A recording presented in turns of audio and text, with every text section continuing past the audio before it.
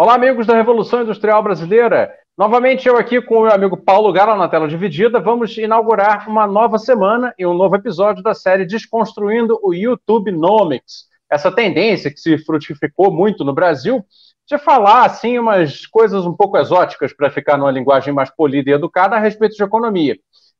Na semana passada, nós publicamos os 3 primeiros vídeos, você está convidado a ver tanto aqui na Revolução Industrial Brasileira como no canal do Paulo, com temas aí um pouco mais gerais, e nessa semana nós vamos começar a entrar em temas um pouco mais específicos, tentando desconstruir isso que o pessoal aqui no Brasil começou a chamar de ANCAP, ou seja, anarcocapitalista, que é uma visão do liberalismo um pouco extremada. E assim, claro, em alguns momentos a conversa fica um pouco engraçada, porque o que eles falam é sempre um pouco exagerado, exótico, excêntrico às vezes, mas a nossa intenção, naturalmente, é fazer você compreender melhor as coisas. Então, embora a gente vá temperar com um pouco de humor, evidentemente, vamos falar sério a respeito dos argumentos das discussões. O tema do nosso primeiro vídeo da Desconstruindo o YouTubenomics desta semana é a famosa Lei de Sé. Mas talvez você, como eu até pouco tempo atrás, tenha visto isso e tenha lido na sua cabeça Lei de Say, S-A-Y. É a lei de um camarada chamado Jean-Baptiste Say, é um francês do século XIX. Cuidado, e fez uma... cuidado que não está claro se ele disse exatamente isso. Vamos lá, no vídeo...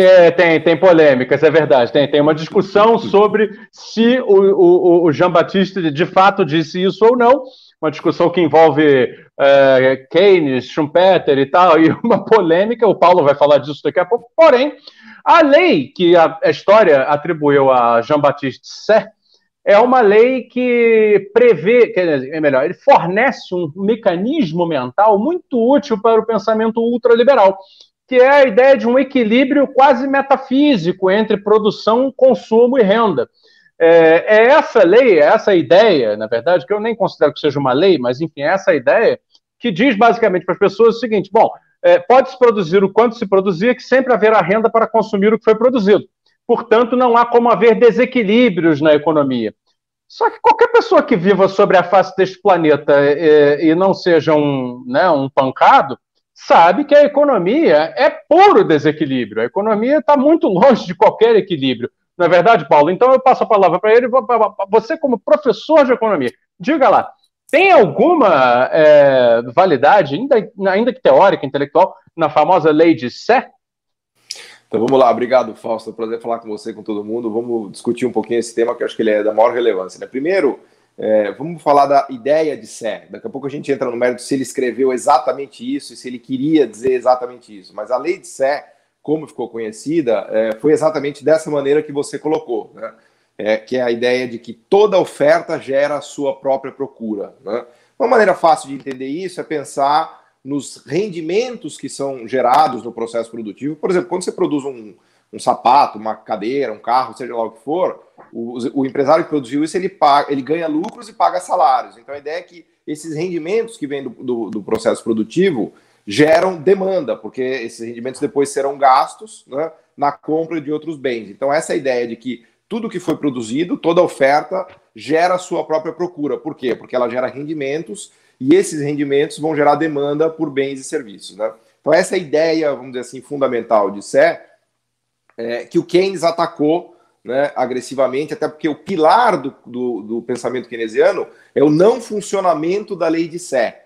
Eu já vou explicar na sequência por que a lei de Sé não funciona, mas é interessante porque a crítica que os ANCAPs e o YouTubenomics faz ao Keynes é que o Keynes ele cita o Sé não tendo feito uma leitura minuciosa das obras do Sé, e isso é verdade. Ele cita o Sé através de outros autores que citaram o que Sé supostamente teria dito. Então, isso é uma espécie de filigrana da história do pensamento econômico, do que cada autor quis realmente dizer, mas o sentido da ideia é esse mesmo, de que toda oferta gera a sua própria procura e que, portanto, um sistema de mercado ele sempre é capaz de se reequilibrar ou de se autoequilibrar, né? Porque se o que foi produzido gera demanda, automaticamente nunca haverá falta de demanda. E como nunca haverá falta de demanda, nunca haverá desemprego.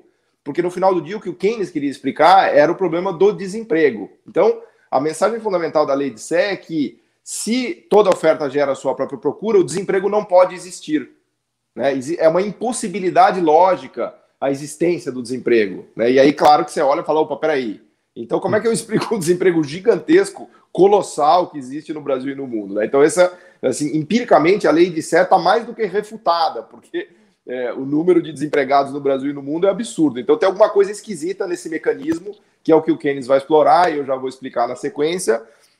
Mas é importante fazer esse primeiro registro, que, de fato, não está claro se o Sé disse exatamente isso e exatamente nesse sentido. E o jeito que o Keynes atribui ao Sé o que ele disse não está correto. Só que essa crítica é menor, porque a questão não é saber o que o Sé disse exatamente e qual é o sentido que ele disse. O que a gente quer saber é por que existe desemprego e por que a oferta não gera sua própria demanda, né? Porque o debate no YouTubenomics, nos ANCAPs, ele é desviado, como se o que fosse mais relevante do mundo é entender o sentido exato que o Sé disse, ou como está escrito, e se o Keynes citou corretamente ou não o Sé. O ponto não é esse, Fausto. O ponto é saber se realmente tudo que é produzido gera rendimento e se o rendimento gera a demanda, ou seja, se toda oferta gera a sua própria procura e, portanto, se isso é verdade, não existiria desemprego. E a resposta é não, né? Existe desemprego monumental. E o que o Keynes vai mostrar é que, número um, parte do rendimento é poupado. O rendimento não é ganho automaticamente. E quando ele é poupado, ele interrompe o ciclo de produção, porque parte da poupança pode ser colocada em outros ativos financeiros, ativos desconectados com a economia real. Então não há, vamos dizer assim, uma movimentação da economia automática quando você poupa. Se não houvesse poupança, se todo o rendimento das pessoas fosse de verdade gasto, aí não haveria problema, porque você não teria onde estacionar o dinheiro, estacionar a riqueza e estacionar a poupança. Como existem mecanismos, lugares de estacionamento de riqueza, de poupança, em moeda, em títulos, em compra e venda de ações, não em ofertas primárias que as empresas vão vender, essa riqueza não volta necessariamente para o sistema econômico. Então, ocorre que o rendimento gerado na oferta não é gasto necessariamente e totalmente na demanda, e quando isso acontece, a economia para de produzir, o nível de produção cai e o desemprego começa a aumentar. A gente pode pensar também em termos de defasagens temporais, porque imagina que você ganhou o seu salário, mas você está muito preocupado, fala, puta, eu vou perder o emprego, eu estou meio preocupado com o futuro, então eu não vou gastar. E aí você espera uma semana, 2, 3, 1 mês, 2 meses, 3 meses você espera para gastar o seu salário. Imagina que você decide gastar daqui 3 meses só, porque está preocupado em relação ao futuro. Então, esse seu rendimento da sua produção já não foi devolvido automaticamente para o sistema, ele ficou 3 meses parado.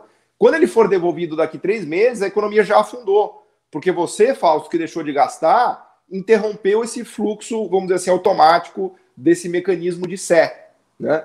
Então, o ponto-chave que o Keynes mostrou pessoal, tudo que é ganho, parte disso é poupado e não retorna automaticamente para a economia, porque nem os empresários investem automaticamente os lucros, nem as pessoas gastam tudo que elas ganham, né? E aí, nesse lapso temporal, a economia vai afundando, porque como a demanda desaparece, quando não há demanda, né, e esse é o grande drama do Keynes, é a falta de demanda, a insuficiência de demanda, quando não há demanda, a produção começa a cair, e ela vai arrastando o PIB para baixo, e quando a produção para, as pessoas deixam de ser empregadas. Como você conhece melhor do que ninguém, o desemprego se deve fundamentalmente ao quê? A parada da produção.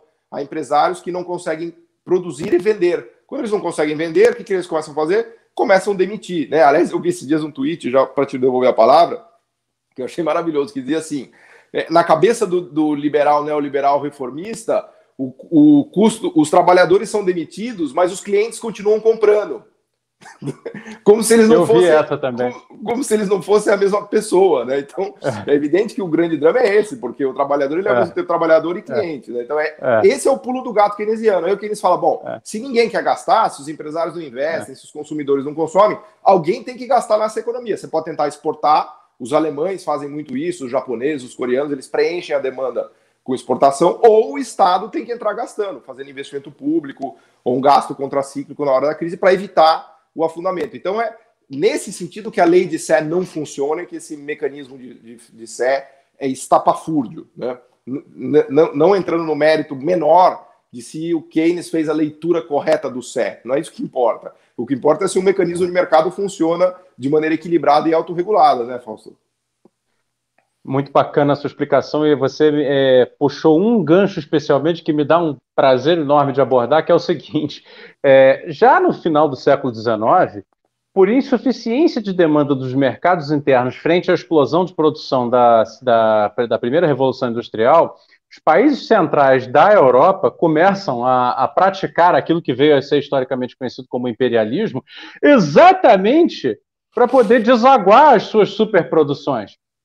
Não é verdade? E aí, existe uma complementaridade, vamos dizer, através do Canal da Mancha, muito irônica na história, porque enquanto o Sé traz essa ideia, o David Ricardo, do outro lado do Canal da Mancha, ou seja, na Inglaterra, traz a outra ideia que, conforme o Eric Heinert nos ensina, vem a justificar moralmente o imperialismo, que é a ideia de dizer o seguinte, não, fala para os caras lá do Brasil, para os caras da África, para os caras da Ásia, para eles não produzirem essas coisas que nós estamos fazendo, para não fazer ferro, não fazer máquina, não fazer trem, não fazer máquina de costura, não fazer tecido, nada disso, nem alfinete, não façam.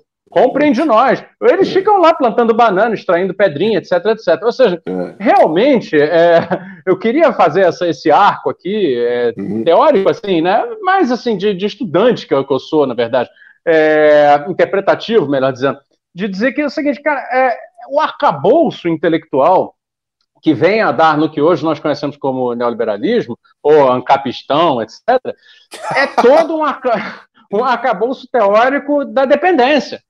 Claro. Não é? É um arcabouço teórico que nos joga de volta para a dependência. Ou seja, quem defende hoje a suposta lei de Sé, basicamente está dizendo que nós não temos que mudar a nossa macroeconomia. A nossa macroeconomia tem que buscar equilíbrios metafísicos. Portanto, o desemprego de 15% é maravilhoso e é uma resposta ótima do sistema. Exatamente, é uma taxa natural, portanto, temos que tolerá-la, né? Como se não fosse a tragédia humana que é. Por outro lado, dizer o seguinte, não, quanto mais sofrermos para chegarmos ao equilíbrio metafísico, melhor.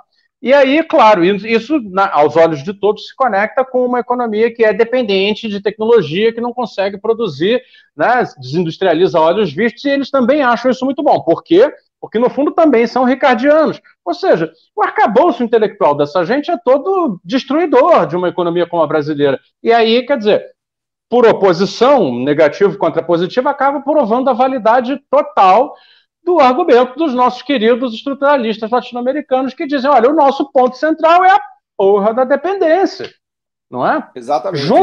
Junto com o argumento da dependência, a gente refaz toda a leitura econômica. Eu, pelo menos, vejo dessa maneira. Não, é exatamente isso. O pensamento mais liberal, neoliberal, e o ancapistão, né, o ancapismo e o von Mises seria o extremo ridículo, que nem os liberais chegam a tanto, né? Mas eles têm esses dois pilares, né? Eles são pré-keynesianos, ou seja, eles acham mesmo que toda oferta gera sua própria demanda e que, portanto, o mecanismo do mercado sempre é capaz de se reequilibrar, se autoequilibrar. E essa é a chave do pensamento keynesiano, ele fala, gente, o sistema de preços é incapaz de reequilibrar a economia do ponto de vista macroeconômico. Se tem muito desemprego, o salário não cai a ponto de recontratar as pessoas. Não é isso, né? Então, o pensamento liberal ele é pré-keynesiano e ele é ricardiano dependentista, exatamente isso que você falou. Porque ele não vê diferença estrutural explicando a riqueza e pobreza das nações. Ele acha que qualquer coisa que você produzir, vinhos ou tecido, chinelo havaiana ou semicondutor, satélite ou castanha de caju, que dá na mesma, né? Então, o pensamento estruturalista ele é uma resposta ao dependentismo ricardiano das vantagens comparativas e o pensamento keynesiano é uma resposta ao mau funcionamento da macroeconomia. Então, exatamente esse ponto. Só para concluir, Fausto, acho que não dá para não falar dos 4 trilhões de dólares do pacote de estímulo do Biden, que enterrou de vez a Thatcher, que enterrou de vez o Reagan, enterrou as ideias liberais e está fazendo investimentos da ordem de 20% do PIB americano para fazer face ao avanço da China e tentar derrotar os 3 cavaleiros do apocalipse que mataram o neoliberalismo. Você sabe quais são os 3 cavaleiros do apocalipse, Fausto? A gente já falou aqui, a crise de 2008, a ascensão da China e o Covid. São os 3 cavaleiros do apocalipse que destruíram o neoliberalismo e o pensamento neoliberal, a não ser no mundo do ancapistão, do YouTubenomics e de alguns departamentos de economia alienados. Né? Você sabe, agora para concluir de verdade, assim, eu até coloquei um vídeo sobre o plano do Biden agora essa semana, na Revolução Industrial Brasileira, no caso semana passada, em que eu titulei exatamente assim, o fim do neoliberalismo E depois da publicação desse vídeo, já vi uma reportagem do Valor, que eu pretendo comentar ainda algum desses dias próximos, dizendo que a taxa de criação de novos empregos nos Estados Unidos no mês de março subiu para 900 mil vagas. Hoje saiu dado, né? Quase 1 milhão de empregos, desemprego. É que agora você revelou a data que... É que você está revelando a data que nós estamos gravando. Nós estamos gravando no dia 2 de abril, pessoal. Então, eu estou aqui fazendo cabeça de jornalista, estou me situando na semana que vem. Mas você que está vendo esse vídeo, então já sabe disso. Isso não tem a ver com o plano Biden. Esse é o ponto. Nem veio o plano Biden ainda. Imagina a hora que ainda não tem. É pura expectativa e herança do plano Trump ainda. Louco, exatamente, né? Exatamente. Você vê como... Por isso que, como nós vamos comentar daqui a pouco, aliás, como comentamos, né, na semana passada, esse negócio está me deixando maluco.